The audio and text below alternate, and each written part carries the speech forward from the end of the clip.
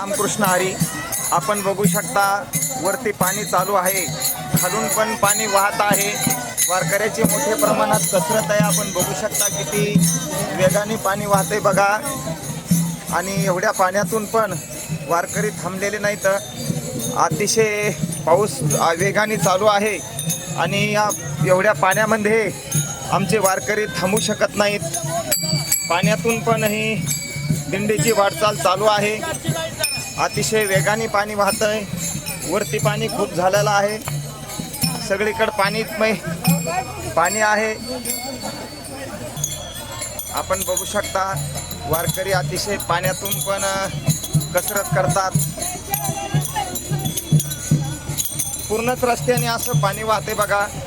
हे काल रात्रीपासून पाणी चालू आहे आणि त्याला नाईला जायचा, पण वारकरी नाही थांबू शकत.